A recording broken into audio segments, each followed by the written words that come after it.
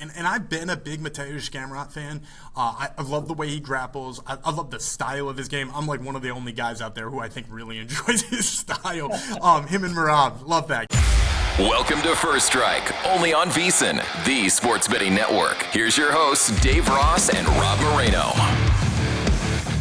We are back on this Wednesday edition of First Strike. Dave Ross and Rob Moreno joining you here on this Wednesday. Rob, we're going to have Dan Vreeland's going to join the program here in just a couple of minutes. But before we get to that, we've got a great card again this weekend coming up in Brazil, where Du Bronx, Charles Oliveira, the former champion, one of the best we've seen at 155 pounds, or any weight class rather, against Mateusz Gamrot in the main event. Before we get to that and break it down at the end and give out our official plays, let's look back at UFC 320. I mentioned it, shameless plug, on VSiN, on By the Books this morning with Jensen Lewis. The light heavyweight division, my goodness, you get Pereira rather, getting his belt back. Yuri Prochazka beating Roundtree the way he did in round 3. Maybe we get that trilogy fight. Ankalaev still have something to be said at the end of the day. What do you make of what we saw at 320? It was spectacular. I mean, everything. I'm not saying we predicted things right, but what we saw, we got in on it, right? We knew Prochazka had a shot as long as he was standing.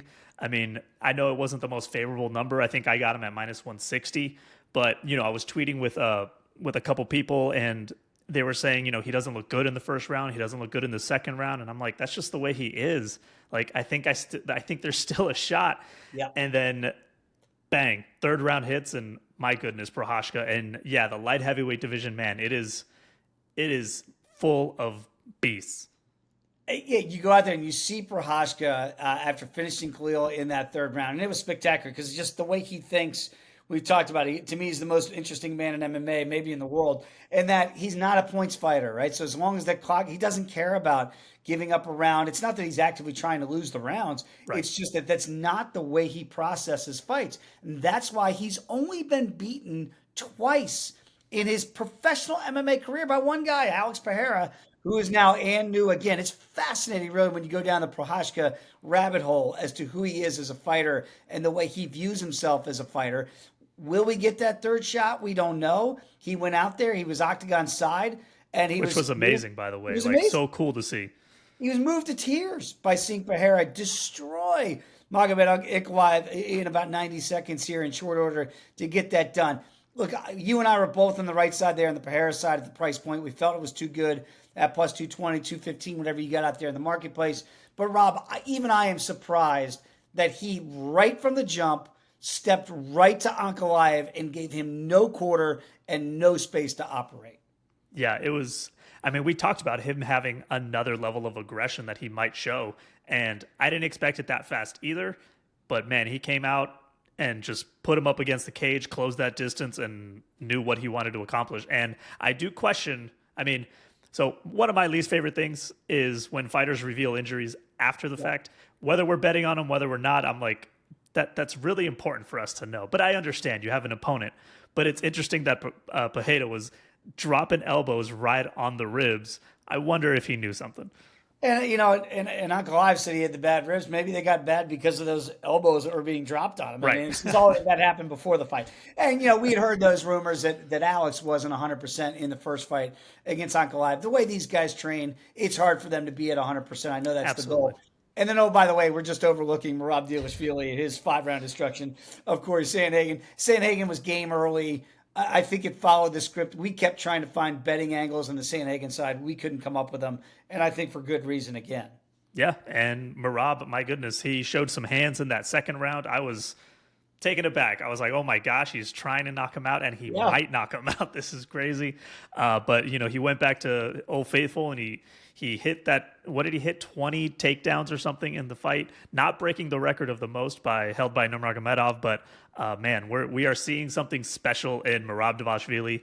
I'm not sure who challenges him next, but it's just amazing to watch, and I'm not saying there's not a price point I bet against him, but right now I don't see a reason to bet against him.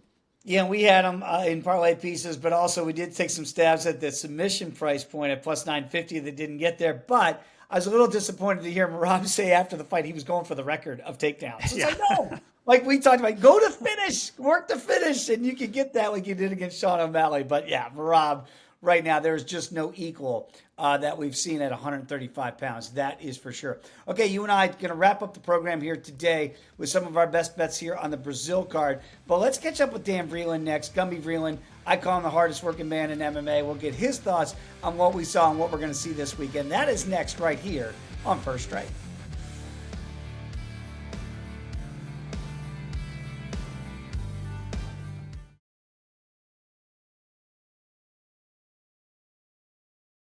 You're tuned in to First Strike, right here on VSiN, the Sports Betting Network.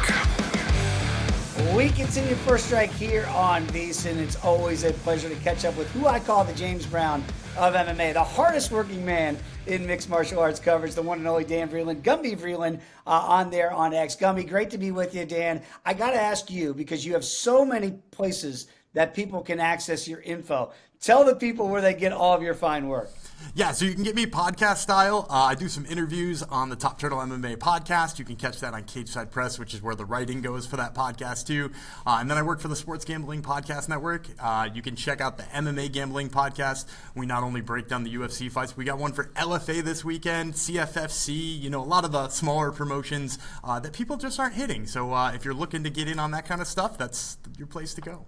And that's why, Dan, you are the hardest working man in MMA, my man. Let's get to this card here. And before I get to what we just are going to see this weekend in Brazil, what'd you make of UFC 320? Very quickly here. How did you fare on that with Pereira's a big $2 betting underdog? And certainly we kind of figured Merab would do Merab things.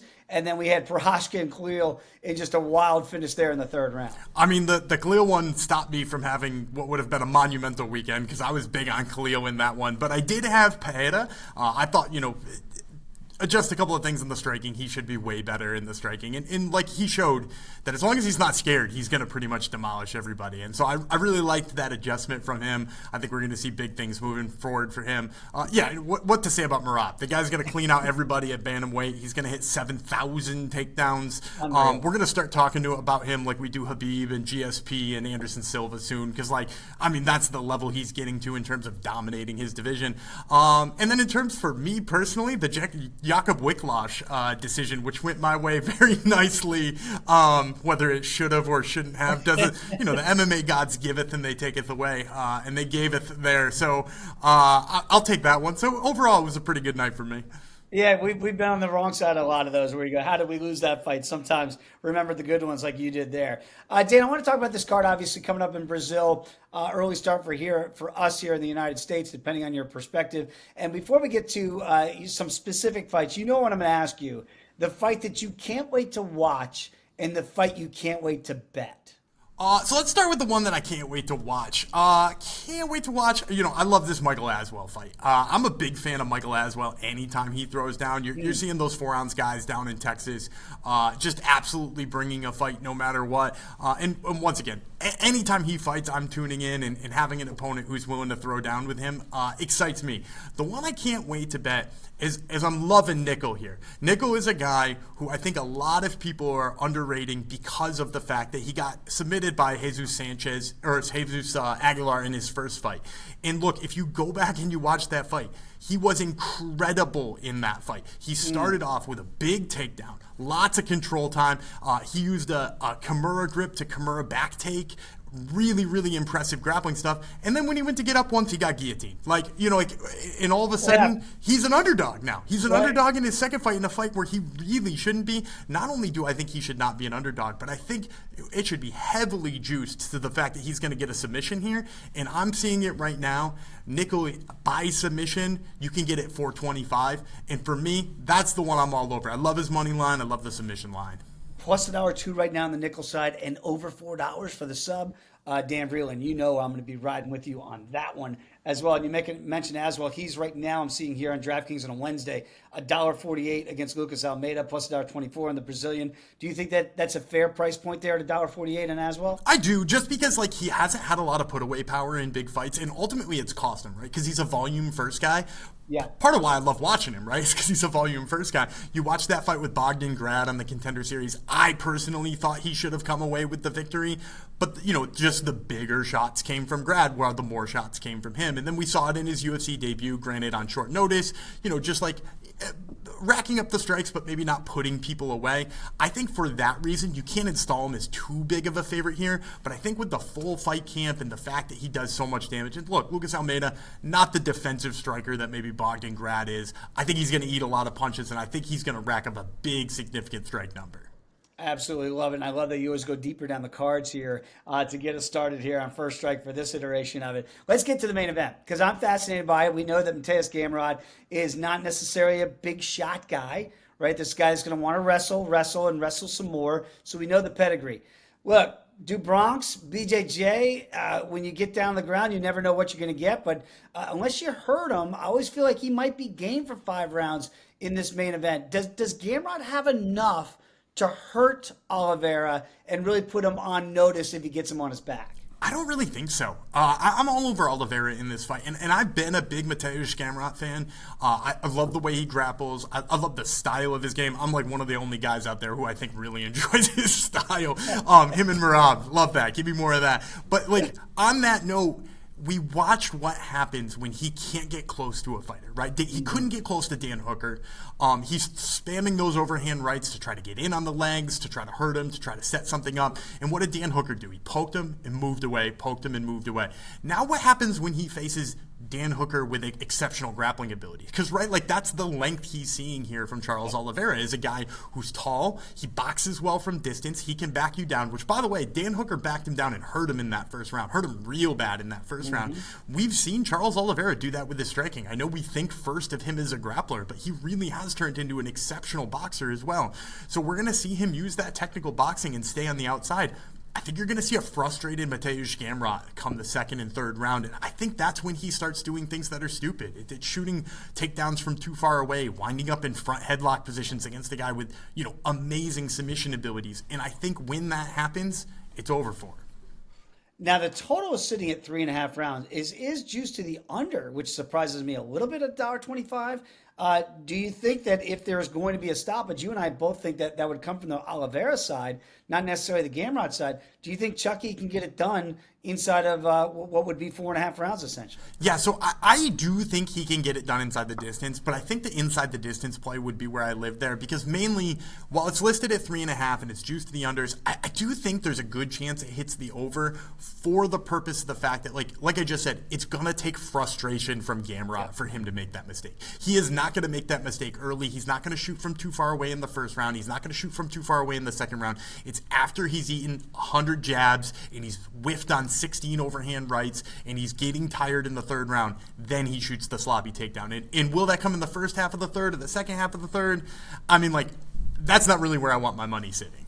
Yep, I'm totally with you. And again, I'll give out my official play here with Rob Moreno to wrap up First Strike today. But I'm picking up what you're putting down there in the main event, maybe looking towards that Oliveira side. In the co-main event, Deiveson Figueiredo, another very popular former champion, is a big-time underdog against Montel Jackson. And we understand, again, maybe why we'll get Rob's model on that as well. But when you see this fight, Danny, is there any shot that the former champion still has championship pedigree as almost what I'm seeing here about 235 betting underdog? Yeah, I'm shocked at the line, by the way. I want to start there. So, this is, for me, definitely a dog or pass spot. I cannot back Montel Jackson at almost $3, knowing who's the toughest guy he's faced. Hanayaya, right? Go through his resume. It is not the most impressive list of fighters, and now he's fighting a former champion. And not only a former champion, but I know he's on a 2-fight losing streak, and a lot of people are like, should he even be in this division? We're 2 fights removed from him beating the crap out of Chito Vera. The crap out of Chito Vera. And, not for anything, that loss against Piotr Jan, do we forget that he hit an inside trip in the first round there and had Piotr Jan's back? Who's had Piotr Jan's back? Nobody. So, we're 1 fight removed from that, 2 fights removed from beating Chito Vera, and now we've got him as an almost 3-1 underdog against a guy who hasn't fought anybody. And I get it. The power there, it's clear for Montel Jackson. He is an incredible talent, an incredible athlete. But can he put 3 rounds of that together against championship level material? I don't know, and getting Davis and Figueiredo out of there is no easy task. Total sitting at 2.5, and it's juiced to the over $1.95. So that tells you, Dan, what you're getting at there. That it does not look like, at least the implied juice, that we're going to see a finish from the Montel Jackson side there as almost a $3 betting favorite. So do with those numbers as you will. But again, I'm reading into it the same way you are. Vicente Luque, you hate to use the Q word with Luque, but we've seen some quit in Vicente in fights past. Joel Alvarez is a finisher. We know that Alvarez does not get paid by the minute, and he's going to try to make quick work of him. This total sitting at 1.5. It is juiced to the under as well there at $1.54. Alvarez is almost a $5 betting favorite. Can Luque summon up something that we thought at 170 pounds? We thought maybe we were looking at a champion back in the day, not any longer. And now Alvarez going up in weight. Is that the only concern for Alvarez is almost a $5 betting favorite? No, I mean, like, I actually think him going up in weight is a huge benefit to him in this fight, if I'm being completely frank. Because, look, he is a guy who doesn't get paid by the minute, right? He goes out there and he goes balls to the wall. He's also way too big to be a lightweight. Like, way too big to be a lightweight. This dude is massive for that weight class. And for me, I've always wondered, what happens when somebody survives 5 minutes with you? What happens when somebody survives 7 minutes? I don't really feel like I have to worry about that at welterweight. Like, I think he's got the juice to go 15 minutes, being that now he doesn't have to cut weight. And, you know, like, every time we talk about somebody going up in weight, we're like, okay, well, what does this do to his power? He's got plenty of power. He's got power in spades, right? Like, we're not worried about his power playing at welterweight. The dude looks like he's got power for middleweights. And then when you're like, the third thing we worry about is size. Can he handle the size? He's way bigger than Vicente Luque, like way bigger than Vicente Luque, right? This is a guy who's going to have 3-4 inches of reach on him. He's going to have a couple inches of height on him. I think he's going to have power on him. You know, for me, as much as I would like to sit here and back Vicente Luque, I just can't get around to the idea that I don't think he's going to have the power to deal with Joel Alvarez. And as you said, you know, he gets hit too hard. He winds up in a front headlock position. Man, I think this is over before it starts. Yeah, he might be looking for a way out. If you give him a chance to quit, sometimes those guys will say, I've been here before. What am I still doing this for?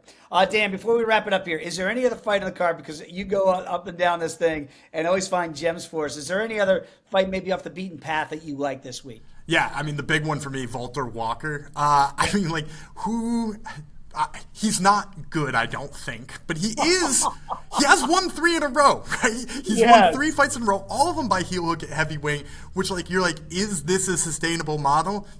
I mean, the answer is undoubtedly no. Like, he can't keep doing this as they keep running him up the ladder. But the good news is here, I don't think they ran him up the ladder. I think they ran him down the ladder. You know, he gets Muhammad Usman, a guy who's kind of had questionable submission defense, questionable ground game, all that kind of stuff. And we're going to get to see him do what he does best, which is grapple. Now, I'm seeing right now the money line not super enticing, right? Like, it's not a good look. You know, he's heavily juiced. You know, everybody thinks he's going to win this fight, but his submission line is almost 2-1 right now, and he's won by sub 3 times. He's never won any other way in the UFC, but by submission. Never won any other way by heel hook. Happens to be fighting a guy who I don't trust his submission defense. So you're looking for a fight that I get really jacked up about. Oh my. Give me Johnny Walker's goofy younger brother hitting another heel hook. By heel hook, and you can find it at certain books. Oh yeah, you can. They actually give you the by heel hook. I know my guy Matty Betts has been cashing those tickets left and right on Walton Walker. So here we go again. $3 betting favorite here against the other Usman, Kamaru's brother, and Muhammad at -310. Come back here and Usman about plus 250 we're seeing. Dan, you're the best, man. Always appreciate the time. And go Cowboys. We actually had a winning week last week, so we could get that shout out in. We'll catch up again soon, my friend. Keep doing great work as you're doing in the space.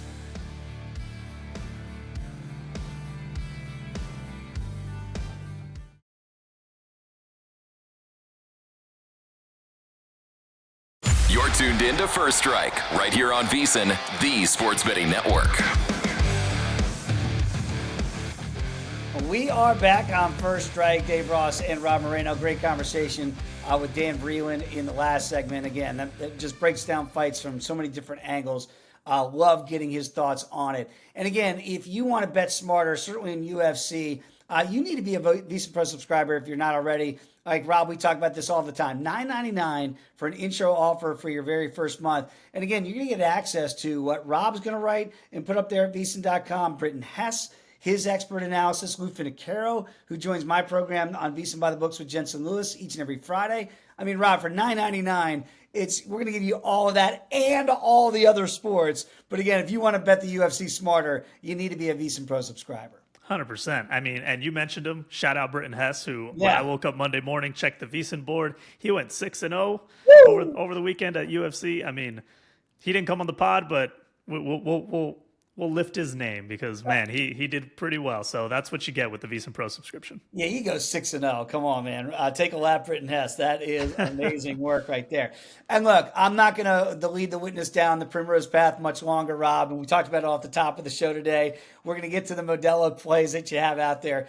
But it does get reinforced. And maybe, again, the way that I'm handicapping it, and I am always fascinated by the numbers and what they show, right? But my perception is that Mateusz Gamrot can't hurt Charles Oliveira. Can he wrestle him? Absolutely. Can he hold him down? For sure. Can he control him?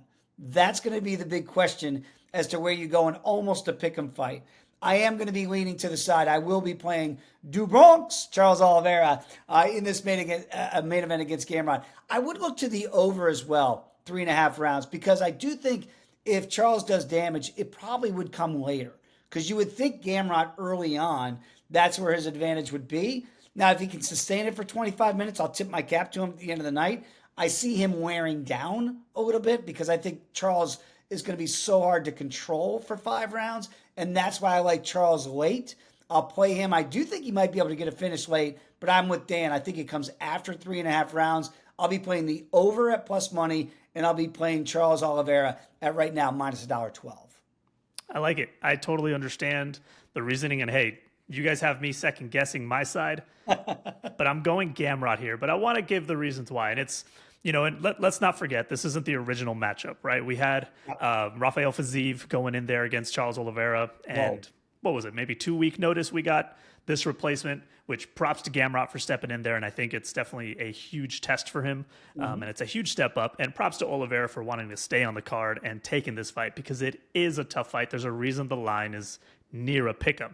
My concern with Oliveira isn't just the metrics either. It's also the quick turnaround, right? We saw him get absolutely flatlined by Ilia Topuria back in June. We've never seen that for him, and it's just a quick turnaround. But looking at the numbers as well, the only thing that really stands out is Oliveira's reach. He's got a 4-inch reach advantage, so that's great when it comes to the boxing. But you mentioned the over, and he is kind of a slow starter, right? We've seen him get dropped, nearly finished in round 1, round 2, and come back and dominate a fight and come back with a win. Unfortunately, the last time we saw his hand raised was against Michael Chandler, I believe, a couple years ago. I don't know if you remember him. He used to be a UFC fighter.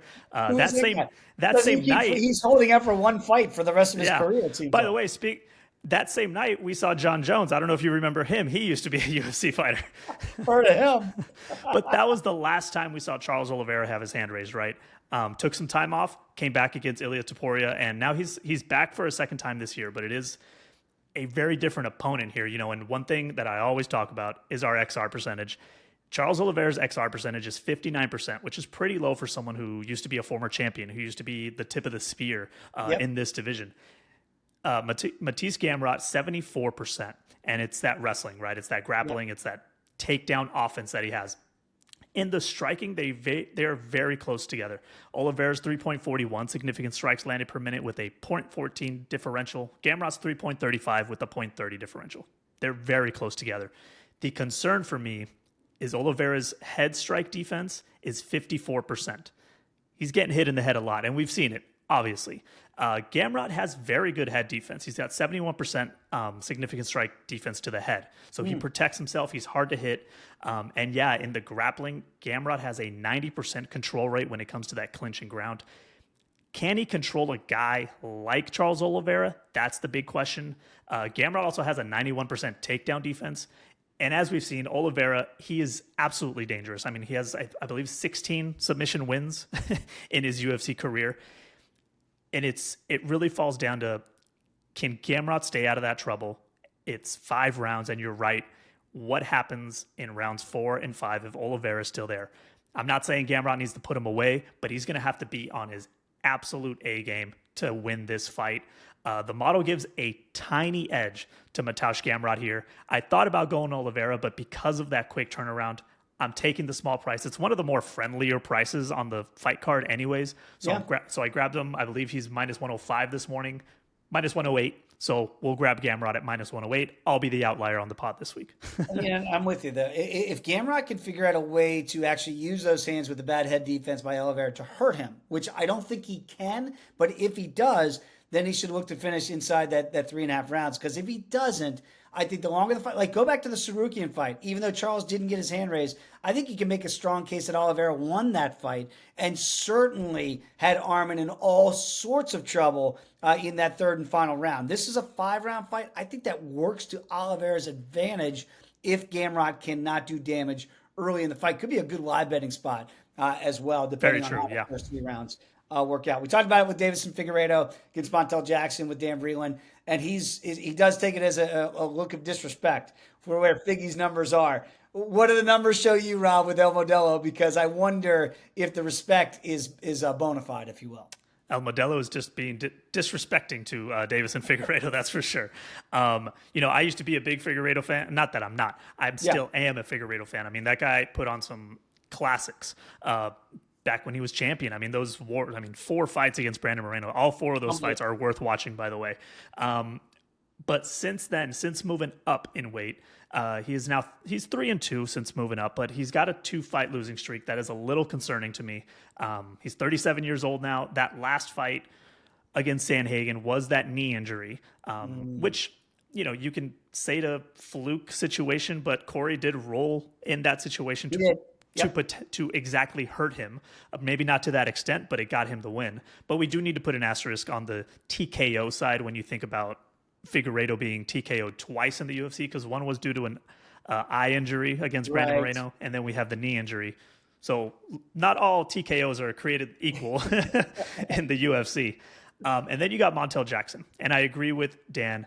He doesn't exactly have the strength of schedule that Deiveson has. Absolutely, I'm not saying that. But he is on a 6-fight win streak, and he does have a size advantage overall. He's 5'10", and he has a 7-inch reach advantage over Deiveson Figueiredo. And Deiveson still kind of fights, I guess you could say, in that smaller flyweight style. And I have a concern that this is a bigger fighter that could actually have the recipe to beat him. XR percentage, once again, Figueiredo down at 59%. He loses rounds. He just consistently loses rounds nowadays. Montel Jackson, 74% XR percentage. Against weaker competition, I'll give you that, but it's important to maintain that high number. Figueiredo, 2.83 significant strikes landed per minute, so it's below that 3 mark that is really damaging and winning rounds with a negative 0.81 differential, so there's that on top of it. Jackson, slightly above 3.09, but it's the positive 1.74 differential, meaning he's hard to hit. He's absorbing only 1.35 significant strikes per minute. So Montel Jackson can stay out of range using that reach and barely get hit. 81% head strike defense, by the way. And then you go to the grappling. Montel, 65% control rate, 60% takedown accuracy. Figueiredo only has a 58% takedown defense. We've seen him get taken down before. Oh, yeah. It's 100% the veteran versus the up-and-coming. Jackson's size, his defensive stats, it makes him kind of a bad matchup for Deiveson. The model goes, this is the only fight on it modeled 7 fights. It's the only one that comes shining colors with Montel Jackson. And yes, it's disrespectful to Deiveson, and absolutely not saying to play Montel Jackson minus 310 he's actually down minus 290. So it's a little friendlier, but this is where you got to play it safe. This is a card I'm playing safe. It's kind of that pay-per-view hangover for me, where I'm stepping back a little bit. He's either a parlay piece for me, and I can talk about that in a second, or, like I mentioned, Figueiredo, even at 37, he is a tough guy to finish. He's only been finished 3 times, 2 of those being those TKOs I mentioned and a submission by Brandon. So right now, Montel Jackson by decision plus 115, which it kind of goes with the narrative of the over 2.5. So right now, my play is Montel Jackson plus 115, and I may have him in a parlay later.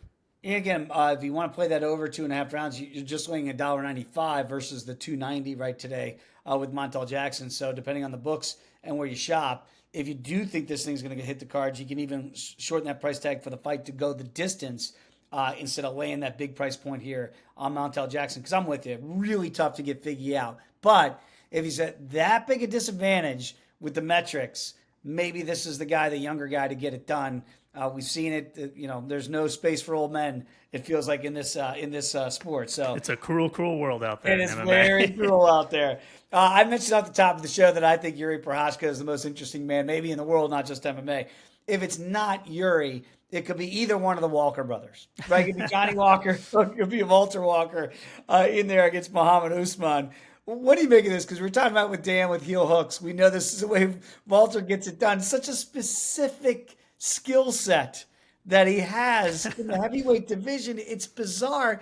And yet he's over a $3 betting favorite. Do the numbers bear out the fave side? So Dan said it perfectly.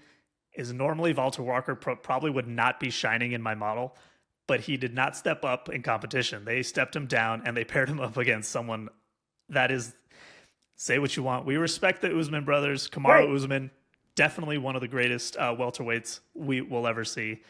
Muhammad Usman, I'm not sure rises to that. And I think, as crazy as it sounds, Walter Walker to string together 4 submission victories, I think it's possible here. Walker's on that 3-fight win streak, all 3 by submission, and specifically a heel hook, which is unbelievable. Usman, he is 4-2 in the UFC, but he kind of started late. If you think about it in his life, he's 36 years old now. He's 1-2 in his last 3.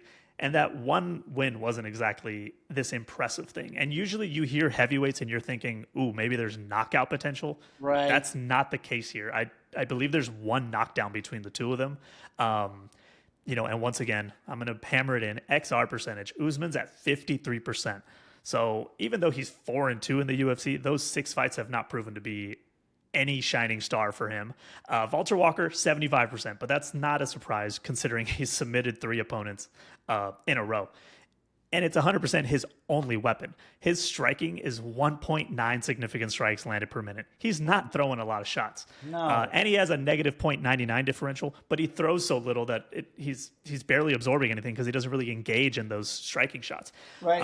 Usman, 3.85 significant strikes landed per minute, but also negative 0.42. So they're both getting hit.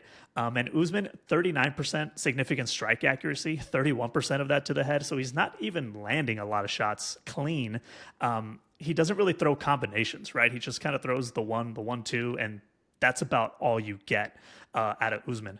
So if you tell me Walker can take him down, which 67% takedown accuracy, 94% control rate. And by the way, Walker has 8 takedowns in just 4 UFC fights. So he's taking his guys down when he wants to. Usman, surprisingly, considering who his brother is, does not have the stronger grappling numbers here. Yeah. It's against limited tests. He does have 67% takedown defense, but it's been limited against who he's faced. I think they've put Usman against guys that he can just go in there and punch with, realizing that he may not have the power that even his smaller brother has at the welterweight division. So you give me the longer, younger guy, because Walter is also 6'6" compared to 6'2" Usman. It's a clear style clash. The model goes to Walker, but it's not strong. It's kind of like that, very similar to the way we saw Yuri Prochazka last week, which, you get these chaotic guys. I guess that's what the model sees. And at -3, 320 is what I wrote down earlier. Same thing. I'm not putting him in a parlay. I mentioned a parlay potentially with Jackson. I don't like pairing heavyweights in parlays because there's a lot of wild cards, right? There's a gas tank involved. I mean, what happens if Walker doesn't get the takedown and now he's just gassed for 3 rounds, right? And we've seen Usman strike for 2 rounds and then that third, could get a messy one here. Is all I'm preparing everybody. But it's juice to the under, Rob. And as you mentioned, for these kind of light hitting heavyweights here, it is juice to the under 2.5 rounds. You don't see that very often in heavyweight fights here. So you can get plus money if it goes over 2.5 rounds. If you can't get that heel hook in, does Usman really have the knockout power to get it done? I'm not so sure. Plus $1.20 on the over 2.5 rounds. So I had submission prop riding as well for Walter Walker. I think he strings that fourth one together. We should see that trend end soon enough once he steps up in competition, but me and Dan are exactly riding on the same side there. But you're right. It could be an interesting way to play kind of like a middling situation here where you take the submission, but you also take the over. Because if he doesn't get it, what are we going to see out of these two guys? So. It might not could look like a sloppy bar fight with pillows attached to their hands. Interesting fight here. And I'm a big fan of Karolina Kowalkiewicz through the years. Always think she's winking at me when she does that wink before she fights. But she's a big-time dog here against Julia Palestri. And Palestri right now is minus 455 is what I'm seeing to Julia. And Karolina is plus 350. Should Karolina Kowalkiewicz, this stage of her career, is the model showing that she should be well over a $3 betting underdog? So we got an age gap. I mean, we have a couple age gaps, but this one's bigger. Kowalkiewicz, 40 years old, to Palestri's 27. Now, Palestri, there's nothing impressive from her, by the way. She's 1-2 coming off a decision loss to Lupi Godinez. So it's like she stepped up in competition and did not meet that tier. And I believe her only victory is a split decision. So also kind of a tough task. But Kowalkiewicz, obviously, she's 0-2 last year, didn't win a single fight. And that was after a 4-fight win streak. We thought she was back. Yep. But, former title challenger. She's still sticking around, still grinding. She said she's not retiring after her last loss. But this fight, it's not going to be the prettiest, right? XR percentages for both of them are below 50%. Kowalkiewicz at 48%, Palestri at 45%. My concern with Palestri, by the way, is that she only has 3 UFC fights. So this is her first time in the model. She just qualifies. But 45% across 3 fights is pretty bad. It's not good. Their striking is near identical. They both end up absorbing 5.51 significant strikes per minute. It's going to be a messy fight.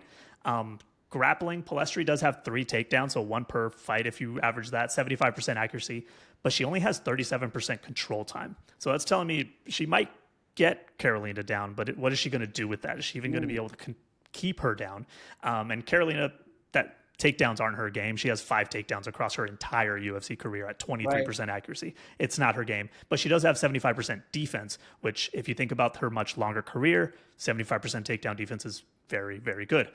So they're both going to throw. They're both hittable. There's 0 knockdowns between them. It's probably going to go the distance. This is where we get creative because the model, it does push towards Palestri's side due to Karolina's just longer and more recent slump. But this is where we try to find those spots to go against the model. We did that last week with Ankalaev. He was actually a loss in the model because we decided the numbers weren't right. We go Pereira. I'm giving out here Karolina Kowalkiewicz plus 350. It's a smaller bet. This is a pullback event where we hold on to some of what we won last week and just spread a little bit. But I don't think Karolina, even at 40 years old, should be plus 350 against this opponent. Now, the other way to play it is if you want to be safe. I talked about potential pairing of parlays. You could always pair the over 4.5 as well with Montel Jackson over there in the co-main. And one thing you can get creative with is that this fight is much earlier in the night. So if for some reason it doesn't go the over 4.5 and we don't get that, then I can still play Montel Jackson via decision or another way, right? And we can still clean that up. But right now, if you want to play safe, sure, over 4.5. I mean, it's minus 4 something. Over so 2.5. Over 2.5, sorry. Over 2.5. Minus 450 is what I'm trying to say. But Karolina plus 350, I got to take a bite at that to not open the card, but it's the beginning of the fight card. I'm glad you mentioned it because when you see that total, this is crazy. Over 2.5 rounds is minus 445. Minus 445 to hit the over. And Julia is minus 455 as the betting favorite. So it's almost identical for the total to go over 2.5 rounds as is for the big favorite. And I'm with you, and I'm glad that you're right there, that the Kowalkiewicz side is the only way I could play that. If this fight, as the numbers are showing you, is expected to go to the cards, I'd much rather be sitting on a $3-4 dog than have to sweat out a judge's decision at minus 455. Because Palestri, like I said, she eked out a split decision, so her rounds are already questionable. Now I understand we're going to be fighting the crowd here. We are going to be fighting the crowd this weekend, so hold on to that. But Carolina is a fan favorite wherever she goes, so she could be the one fighter there in Brazil that if she keeps this thing close, there might be a sentiment for the old Carolina Kovacevic still trying to get it done at the age of 40. Rob, great stuff as always, man. Always appreciate the conversations here on a Wednesday. And everybody, we appreciate you watching us here on First Strike. So again, if you're not a VSiN Pro subscriber, $9.99. Sign up today. And Rob and I will be back this time next Wednesday for the next edition of First Strike.